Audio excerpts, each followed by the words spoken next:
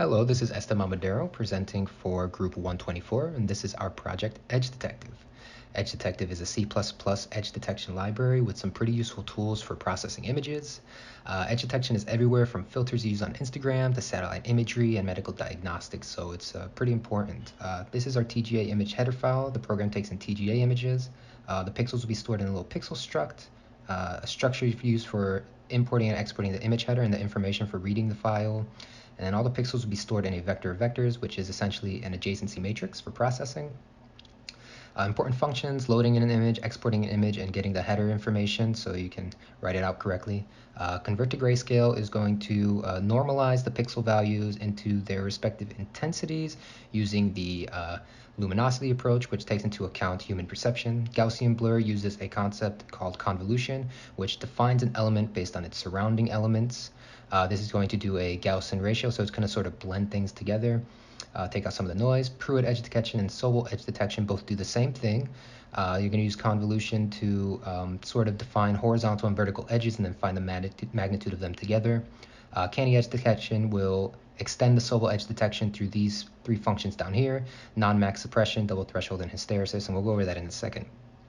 So once you run the program, it uses SFML for this little nice little graphical user interface. You can load images into your input file that's included, type in the name here and load it in, and then you can hit these and it will give you the Canny edge detection and the Pruitt edge detection, which are the algorithms we're comparing today. You can see Canny is a little more defined and has more harsh lines. Pruitt edge detection is a little more puffy and a little more loose.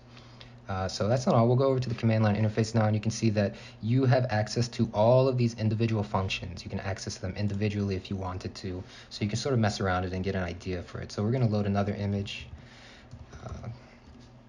this car image here. I'm going to be analyzing this. So I'm going to go ahead and export it right away. I know I just brought it in, and just to show you what happens when you load an image in, it's going to automatically grayscale it for you, because one of the prerequisites of doing edge detection is it's independent of color and only based on the intensities. So it's going to go ahead and grayscale it for you automatically. Next, we're going to apply a Gaussian blur, called Gauss.tga. Also a prerequisite just to sort of eliminate some of the noise, and you're going to see kind of blurs the image a little bit, kind of melts the intensities together and kind of softens the noise.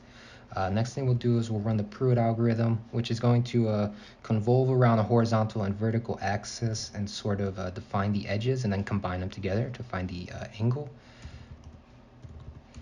And we already looked at this image before, you see. And then we're going to go ahead and load the image again, and we're going to go down the Canny approach real quick. So Canny approach is the same thing. We'll apply the Gaussian blur, which is part of it, and then we'll apply the Sobel algorithm, which is the same exact thing as the Pruitt algorithm, but it's going to give a more of an emphasis on the immediately adjacent pixels. So you can see it's kind of more intense. The lines are more defined, but also there's a lot more noise going on in the picture.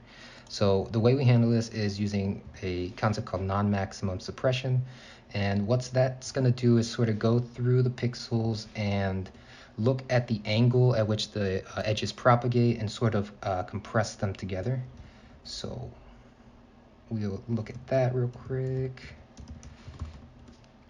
So suppression, boom, you can see it kind of narrows the field together, but you still got a bunch of different pixel intensities, so we want to try to define these lines a little more.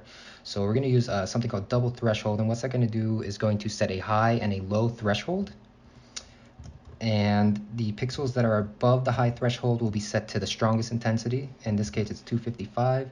Ones below the weak threshold are going to be dropped from the image, and then ones in between them are going to be set to weak. So if you sort of zoom in here, you can see all these light gray pixels and then all these bright white pixels, which are strong pixels and are weak pixels. And then last, we are going to remove all of the weak pixels through a concept called hysteresis, and we're going to compare it to its adjacent pixels. And if it touches a strong pixel, it too becomes strong. If it doesn't, then it's dropped from the image. And this will be the final image. You might recognize it as the same Canny image from before. We also include a convolution function for general convolution, so you can add your own matrix if you wanted to and see what that does. And that's our project. Thanks for watching. Check out the GitHub.